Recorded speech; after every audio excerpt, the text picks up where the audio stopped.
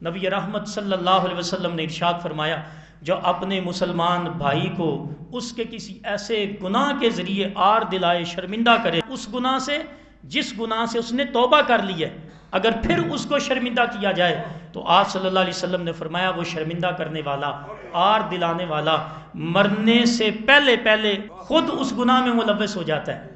یہ اس کے شرمندہ کرنے اور مسلمان بھائی کو اس پر آر دلانے کی وجہ سے اس کی سزا ہے کہ اس نے تو توبہ کر لی ہے۔ آپ دیکھیں کہ بعض اوقات ایسے ہوتا ہے کہ ہم کسی ایسے بندے کو 5 سال بعد، 6 سال بعد، 10 سال بعد اس کا وہ گناہ یاد دلاتے ہیں کہ جو گناہ اس نے 10 سال پہلے کیا تھا۔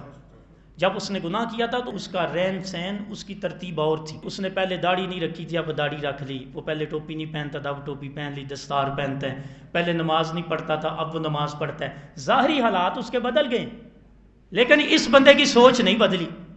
اس نے 10 سال پہلے جو اس نے یا 5 سال پہلے گناہ کیا تھا، اب یہ لوگوں کے سامنے بیٹھ کے اس کو کر تو نصیحت رہا ہے اور یہ گناہ نہیں کرنا چاہیے، تمہیں میں بڑا سمجھاتا تھا، دیکھا نا تمہاری عزت خراب ہوگی، اور وہ اس نے کام کو 8-10 سال پہلے کیا ہوتا ہے، اب وہ اس سے توبہ کر چکا ہوتا ہے۔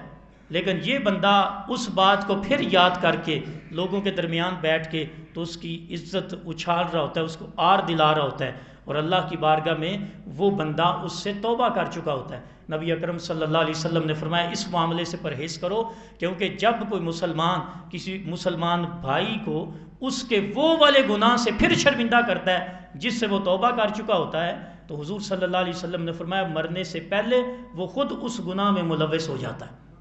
اس وقت تک وہ مرتا نہیں جب تک خود اس گناہ میں ملوث نہ ہو جائے۔